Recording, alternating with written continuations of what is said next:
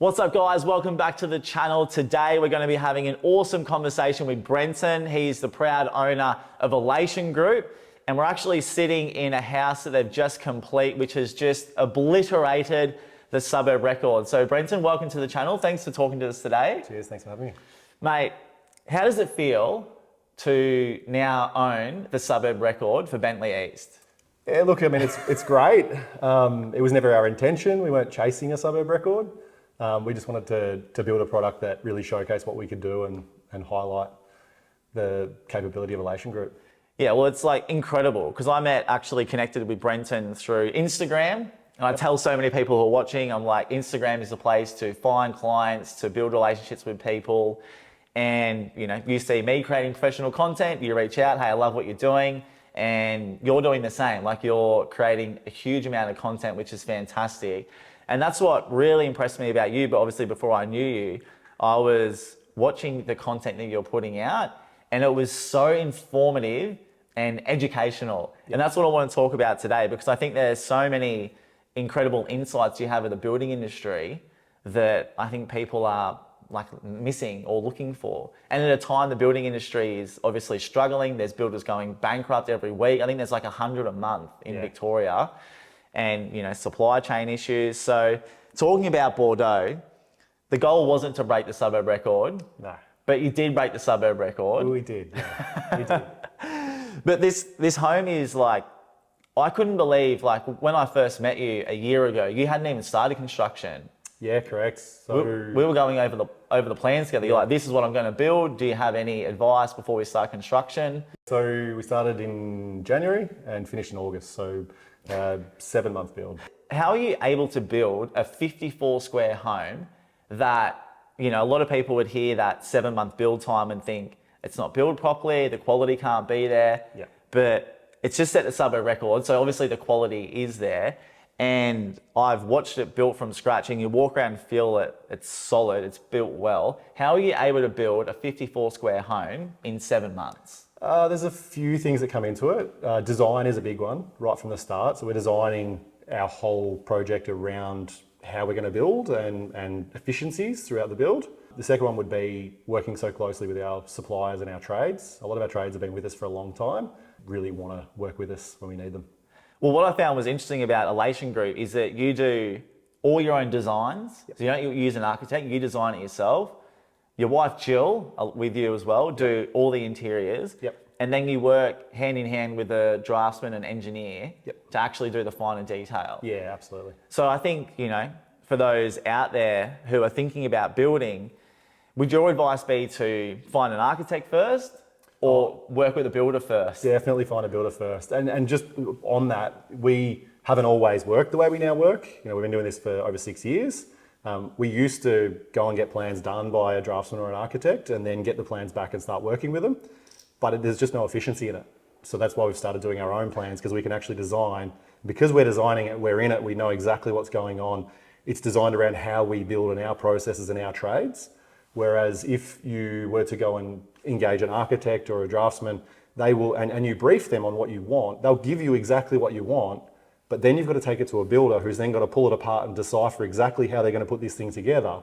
And it just makes the process so much bigger and longer and complicated. Whereas if you engage the builder at the start, and my recommendation to people is don't just go and engage a builder, only one builder, go and interview a few builders, pick a builder you really like, and then start working with that builder through the design process. Even if you're still going to use an architect, get the builder involved in the process, because then they're understanding how the whole thing's coming together, and it's going to increase the speed at which they can deliver the project. Because I imagine a client can say to you, we want to build a 54 square home, we want to build this spec, and you'll have a pretty good rough idea about how much that would cost. Absolutely. So then the client, I assume, can say, we've got a budget of $2 million, can you build this home? And it's like, well, we can help you design it. Yeah. Then obviously go to an architect, rather than, you know, the client goes to the architect, who architects are awesome. Yeah, you know what I mean? Like they're incredible what they do, but often they'll design things that, you know, are going to require a huge amount of engineering, huge amount of structural steel, and this $2 million budget all of a sudden goes to $3 million. Absolutely. Yeah. Whereas working with you first, it can go, right, this is the sort of design we could build for $2 million.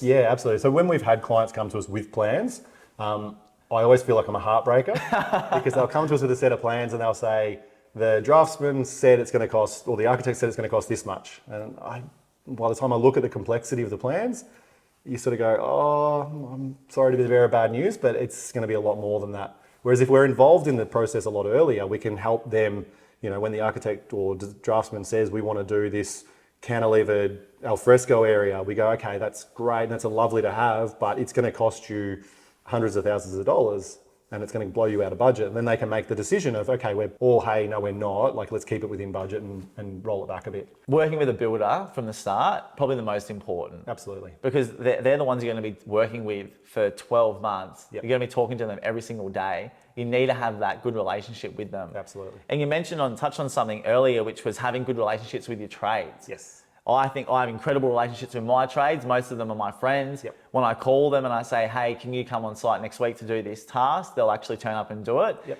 And seeing you build this home, I know that you must have the same relationship with your trades. Yeah, we've had most of our trades with us for 5 to 6 years. So nearly through our whole journey of building.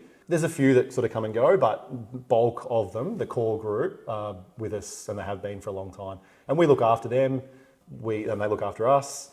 I guess from a project management perspective, they love working with us because they get notifications 1 month out, 2 weeks out, 1 week out, and 2 days before they start. They'll get a call from our construction manager and to say, hey, you're scheduled to start on this date, we're on track, or we're delayed a couple of days, or whatever it is. So they can schedule their work out as well. So they love working with us because of that.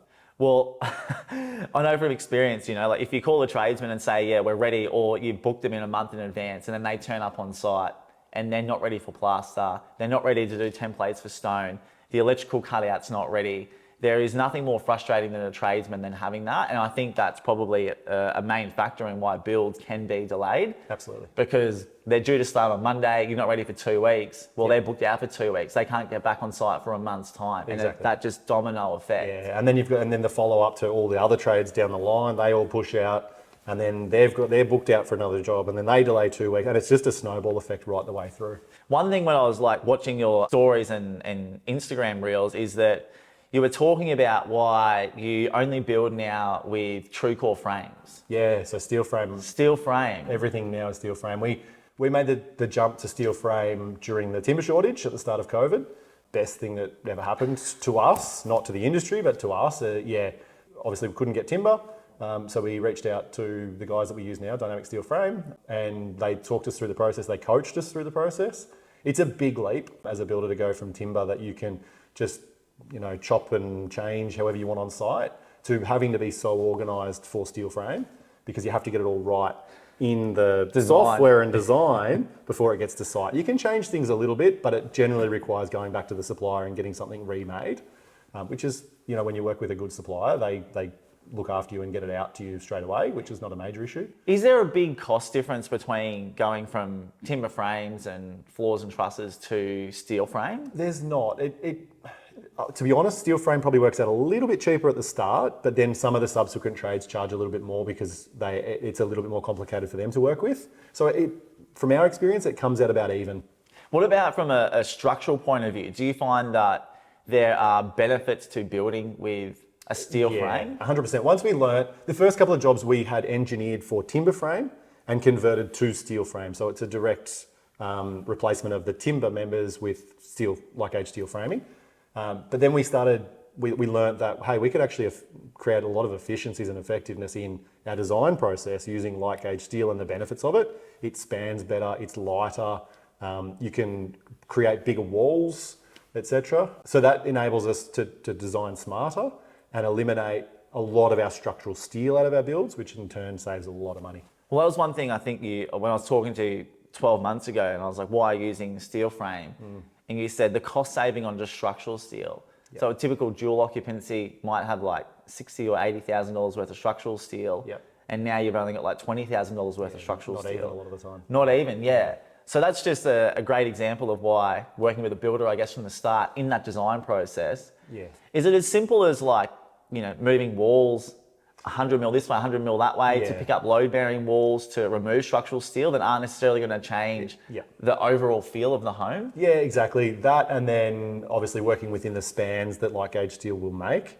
So we work with we've now converted across to a light gauge steel engineer, and we work specifically with them. So when I'm drawing up floor plans, I'll actually send my sketches across to him and say, hey, this is what I'm looking at doing. These are the spans. Can you have a look and give us any feedback? And he might come back and go, hey, if you reduce that room by 200 millimeters, it'll span perfectly. We don't need structural steel. Or he might say, hey, you can actually make that room half a meter bigger because we can span it. So it's so effective getting the engineer involved in that process as well. And do you think it's a faster way to construct? Definitely. So you're doing all your design process up front, as opposed to timber frame where you send it off to a truss company or a prefabrication company. They deliver it to site. You don't really look over it because you know once it gets on site, you can just chop it and change it and do whatever you want. But that obviously makes complications for trades on site. Whereas steel frame, you're doing all your design work up front. It's a little bit more work up front, but you know once it gets to site, no one has to touch anything. You don't have to think about it. It just gets done. It gets done. Yeah. And it's lightweight too, right? So instead of needing 3 blokes to carry maybe like a huge piece of timber, yeah, you know, a couple of young apprentices can exactly. load. So we've got a couple of walls in this project, for example, in Bordeaux, where if we had timber frame and lintels, the walls would probably be 360 to 380 kilograms. You'd need 5 or 6 guys to lift them, or a crane. Yeah. Like age steel, they weigh about 86 kilos, 90 kilos. So 2 blokes can literally stand on themselves, fix them in place. That's so cool. Yeah. Another thing you taught me when I was watching you online was that you actually put insulation underneath your concrete slab, and I hadn't seen that before. Yeah, just from an energy rating perspective, you're insulating your slab from the changes in temperature of the ground underneath, and because we do heated polished concrete slabs in a lot of our builds now. We're not losing that heat to under the slab. We're bringing that heat through into the floor. And another feature of the home that when I was selling it had so many people ask me about was the vertical timber batten. I had people saying, where can I buy that wall paneling from? But it's not actually a wall panel, is it? No, it's not. They're all custom made. We searched high and far to try and find a batten paneling that would work for the project. We wanted something really bold and different. But we couldn't find anything that was off the shelf or pre-made. So we ended up designing it ourselves. We had curved walls to go around as well, which was a significant challenge. So we ended up designing it ourselves. We used a cabinet manufacturer to put it together. And then we had our installers install it on site. And then our amazing painter painted it on site. He's super proud of it too. Well, I remember coming here and I think you mentioned at the time your painter was here for about 1 week. Just on the wall. Yeah. Fill, sand, undercoat, walk around with a torch. Fill again. Yep. Sand, and then 2 top coats. 2 top coats. Yeah. Like he would have spent 1 week just painting this ground floor timber battens. Yeah. And the response from people when they were coming through, everyone thought it was 2-pack. Yeah. That's how good the quality finish is. Yeah, our painter's amazing. And he's worked with us for 4 years. Yeah. And we get a lot of inquiry, especially through the likes of Instagram. Now that we're putting so much content out, we get so many trades saying, hey, we'd love to work with you. But because we do have such a close relationship with a lot of our trades, that we've got to say thanks very much. We appreciate it, but we work with the guys we do because we know what we get and we know the quality we're going to get. I guess how important is that? Like if I spoke to a builder who had a different trades or contractor working on every different site and they were constantly advertising for trades, different contractors, that to me would ring alarm bells. Yeah, definitely. Because I know from my experience, I've got a group of trades I work with and I'll be using them as long as I'm building and renovating. Because I just love working with them. They understand the level of finish that you need. Everyone knows each other as well. So if they see something on site, they're going to speak up and say, hey, Brenton, I just noticed this part's missing. Or the electrician might say, look, you need to put some noggins here. Rather than a lot of trades, they go, nah, not my job. Yeah, exactly. Yeah, and we notice that a lot. And some of our trades start to work together. So our electrician will call the painter and say, hey, I've just finished. You're probably 2 weeks away from starting. We don't even have to do that because our trades are all talking and working together. One of the big things, I think, a lot of builders chase price with their trades. So that's why they're constantly going through trades, because someone will always offer them a slightly cheaper price to get their work. We don't at all. And it's probably one of the feedback question, or the questions we get from a lot of client build inquiries is, this is your price you've said that you could build it for, but could you do it cheaper? And it's like, well, I could go and chase cheap prices and get cheaper trades, but I don't want to, because the trades I've got, I know the quality I'm going to get, and I'm happy to put my name to that build. if I'm getting trades where they might be cheaper, but I don't know what I'm going to get, I don't necessarily want to put our name and our brand to that build. Yeah, and then there's a defect, it's not done properly, something has to be redone. That small cost savings you might think you have, you're going to chew up with extended build times, finding another tradesman to come and rectify some dodgy work that's being done. Yeah.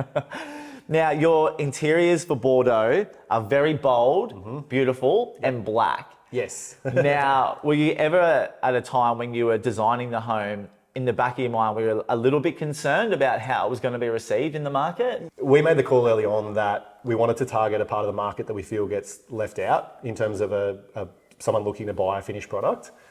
We feel that 80% of the market is probably targeted with light whites and beiges, but the 20% of the market that wants something a bit bold gets left out because most developers are targeting the 80% of the market.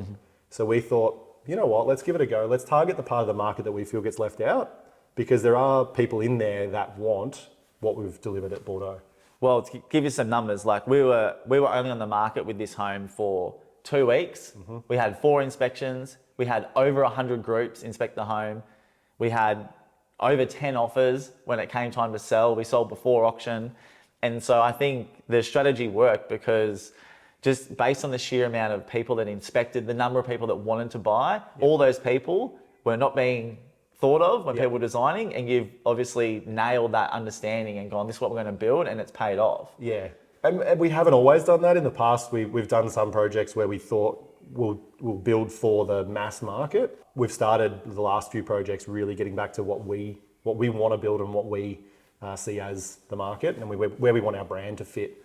And that's another reason why we were talking before about not doing client builds anymore. Yeah. And so one of the reasons for that is because we want to do our own developments. We want to create our own brand around the product we're delivering. And sometimes client input can change and affect putting our brand to a project. Putting your brand to it, yeah. The dream, I imagine, for most builders is to get to a level in their career where they can just build and develop their own projects. Absolutely. Design them how they want, do their interiors, work with the trades. They're not worried about trying to save costs everywhere by getting different suppliers. You've got your A team, and you can just go and build and build quite seamlessly. I imagine it's much more enjoyable building for yourself than client projects. It is, yeah, absolutely.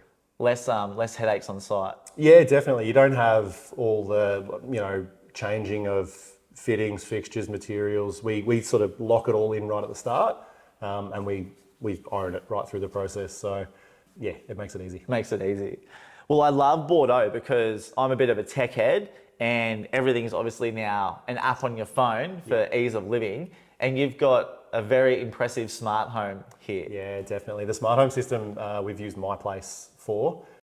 It does everything from individual thermostat controls for every room in the house for heating and cooling. So you can set different bedrooms to different temperatures, and they'll all come to the temperature based on what you've set it at. You can do all automated blinds, garage door, CCTV, video doorbell, front door lock. It's amazing the in-slab heating as well. It's amazing what you can do.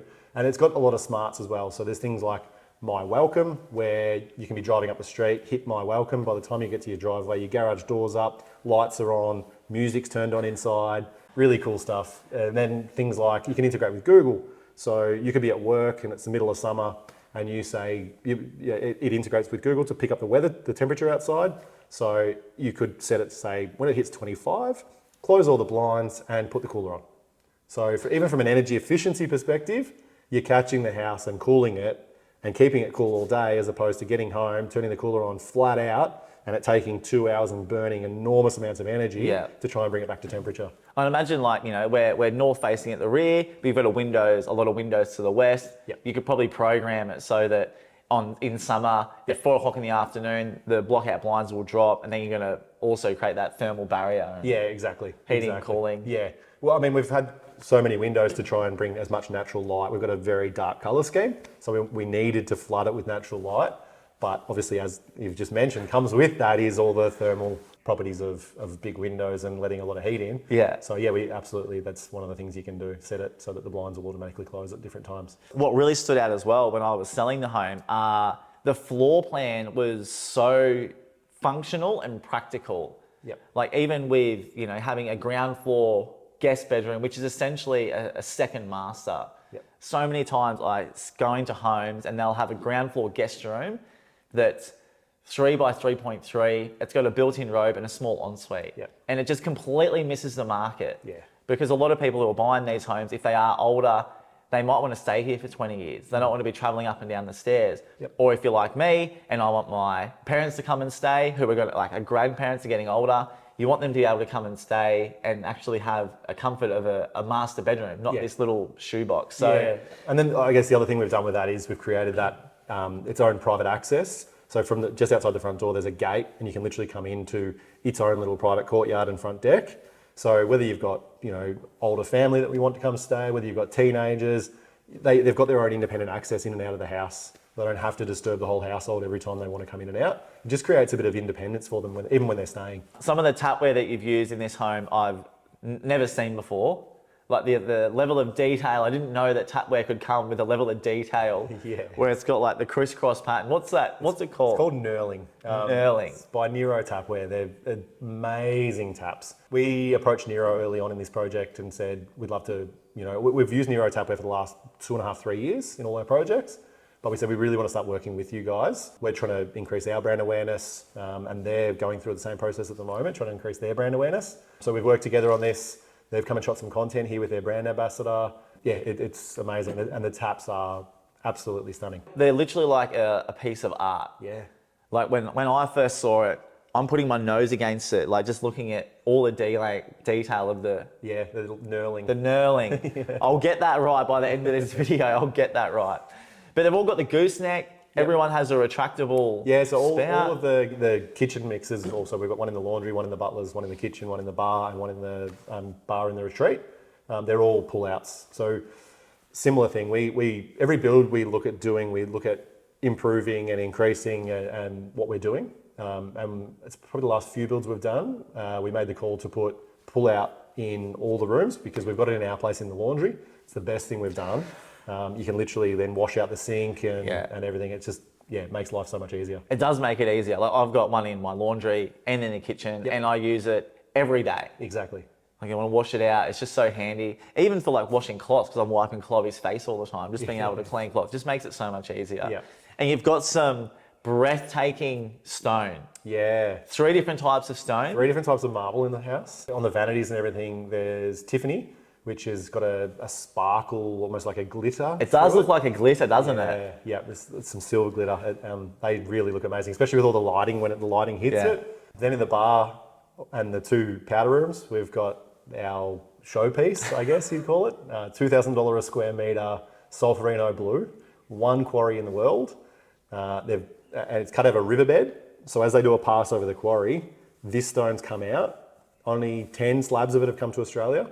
We've got exclusive to the 10 slabs they were brought in for us. Now they've done the second pass over the quarry, it's completely changed. So no 2 houses will ever have the same marble in them. It's honestly insane. Like you don't very often see $2,000 a square metre stone, but when you do, you can appreciate why it is $2,000 a square metre. And you know, we've had other people come in and go, $2,000, like other builders and developers, $2,000, you're mad. But for us, not mad at all. It's a work of art. And you know, the bar, say there's $15,000 to $18,000 worth of marble just in the bar. If you bought a piece of art to put on the wall, it's going to probably cost you, of that size, it's probably going to cost you $15,000, $20,000. Yeah, 15, 20 grand for a nice piece of artwork from a well-known artist. And this is permanent. Yeah. Like it doesn't damage it, you know, like it's there forever. For us, that's the investment is, it's a piece of art. It is a genuine piece of art. Now, I think that lighting is such an important key feature of a home. I think it's often overlooked.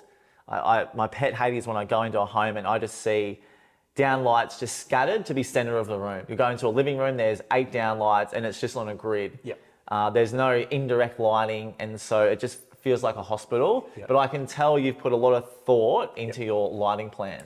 Yeah, so we've worked really closely with our electricians on this particular project. They came in at the start of the build and they said, you know, you've obviously got an electrical plan, but can you give us a bit of creative license and work with you? We've got some recommendations and some really cool things that we can start doing. Best thing we did at the start of the build. You know, the double down lights was their idea as opposed to going on a grid. Yeah. All the LED strip lighting, the panel lighting in the theatre room with the acoustic panels. They had so much input and worked so closely with us. there were some things that they came up with. We went, well, we're not feeling that, but hey, what about we do this or we do that? And it's been amazing. I absolutely love the lighting in the house. Yeah, well, I think like my philosophy is it's all about lighting with a purpose. Absolutely. Like it has to, if you don't need a light in a position, why would you put one there for the sake of having something center? Yep. And one, it makes the ceiling so much more interesting because instead of just being like this visual pollution Yep. with just downlights scattered everywhere, you can see, oh, that makes sense. The lights you've got here are behind the lounge. So then when you're sitting on the lounge suite watching TV, you don't get any light directly in your eyes. You can turn them off and you've got all the beautiful ambient lighting.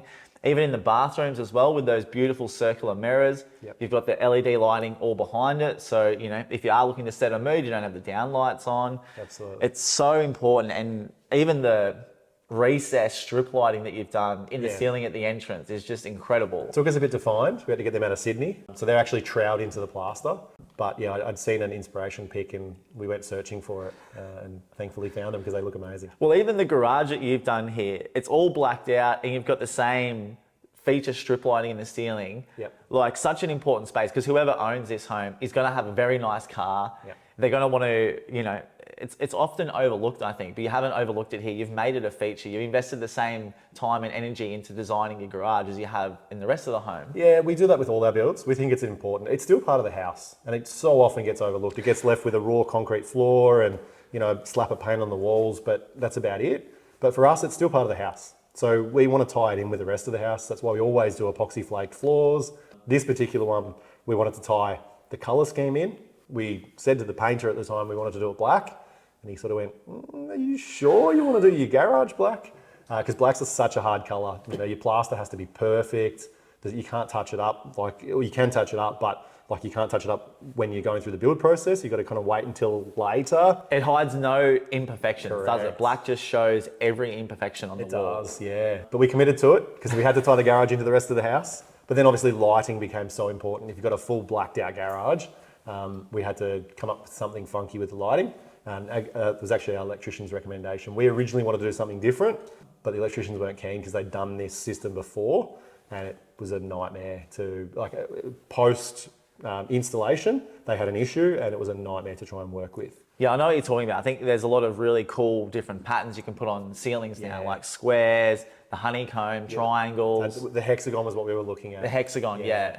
And the electricians have done them before and got a call back 8 months later and they had to replace a part and they literally had to take the whole thing down just to replace this one little part in it. Yeah. So they said, no, that's a nightmare. And that's probably ties into one of the things that we do that we pride ourselves on is we design with functionality in mind. So we won't give up functionality because something looks cool.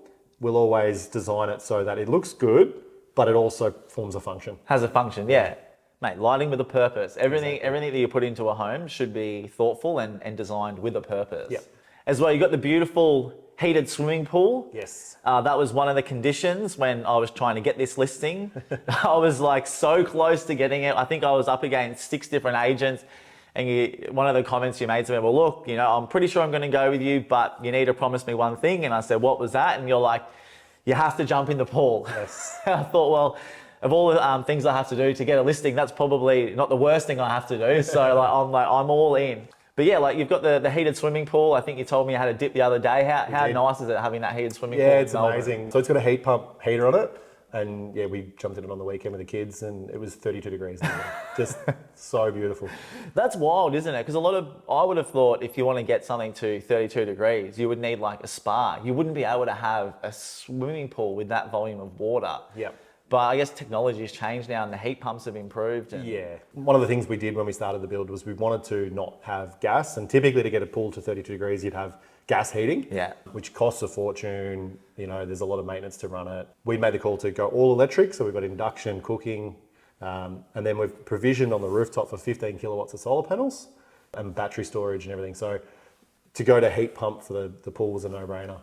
Now, obviously, I think in Victoria, we're already at a 6-star rating. They're trying to get to a 7-star rating. The Premier just announced that they're going to ban gas in all new estates. So everything's going to be going all electric. Yep. And I think it's fantastic that you've already put the provision in for solar. Yep. But I know that the reason you haven't done it is because for whatever reason, which makes no sense to me because they want people to go green, Yep. but the solar rebate and the government grant for solar does not apply to builders. Correct. That is absolutely ridiculous. If they want people to go green, Yep. why would they not allow you to get the government grant so then you can put solar on every roof? Yep.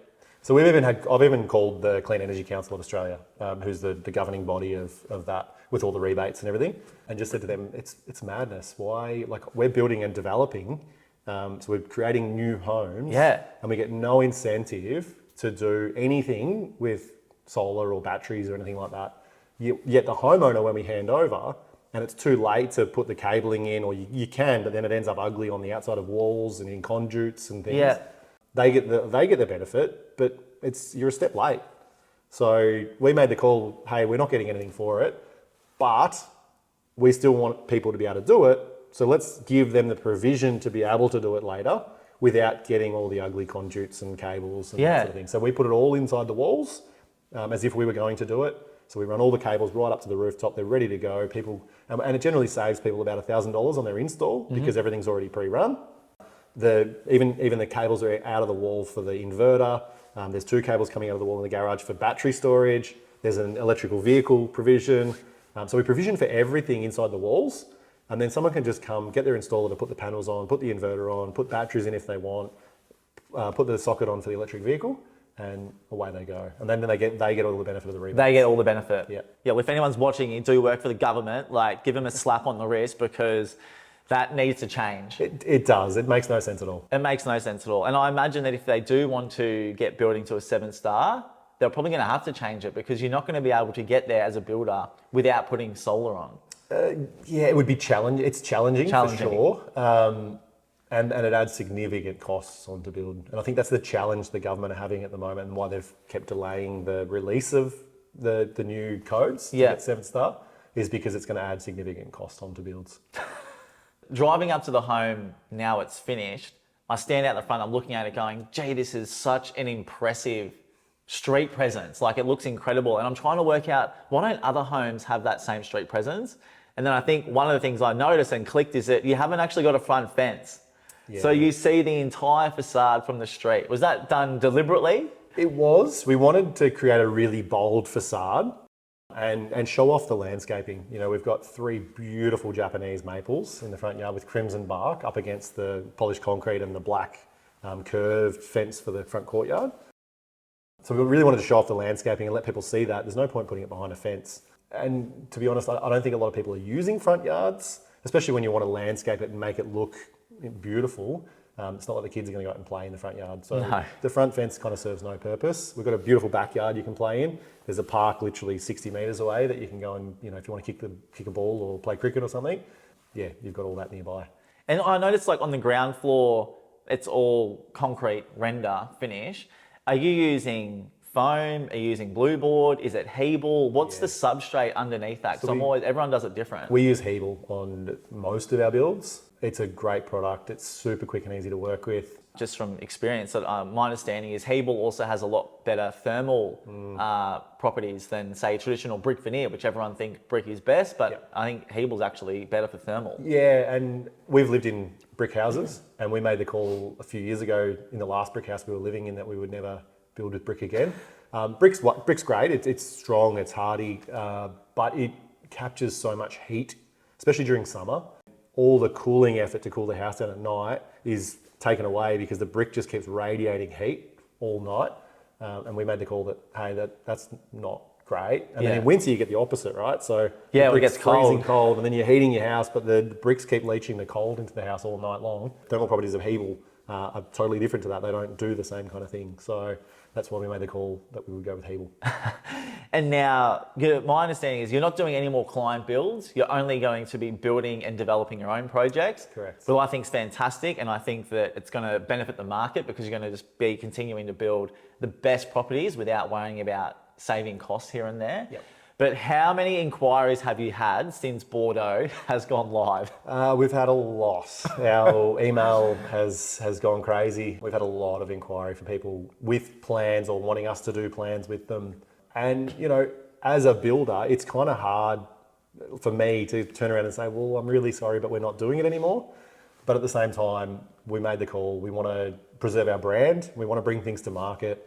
The motto we've come up with is we want to create people's dream homes that they didn't even realize existed. Yeah. Yeah, and they probably couldn't conceive it themselves until they see the finished product. Well, I think Bordeaux is the perfect example of that because so many people, unfortunately, when they are building a homes, they're always in the back of their mind thinking about resale, even though they're going to be there for 10 years. And I think that's a mistake that so many people make. And I know that I don't think anyone else would have had the guts to do what you've done here at Bordeaux, to do all the black timber battens, the black joinery, the black tiles everywhere, the black facade, the black garage. But when you're sitting in here now, like, it just feels incredible. It doesn't feel too dark. You've captured so much of the light. So I think it's great. Like, that's a great motto. You're building someone's dream home they didn't know they want. Yep. Who come up with that saying? That was Jill. That was Jill. Yep. Yeah, well, she's the incredible design behind this, isn't she? For all the interiors. And marketing brain. Design and marketing brain. Yeah. Well, mate, it's been an absolute pleasure. Thank you so much for sitting down. Congratulations again on not just breaking a suburb record, but building the best home in the suburb, which is why it broke the suburb record. So if you do want to follow Elation Group, head over to their Instagram. I'll add all the links in the bio. And mate, I just can't wait to see what you build next. Yeah, it's going to be exciting. Run for them life when I step into the jungle.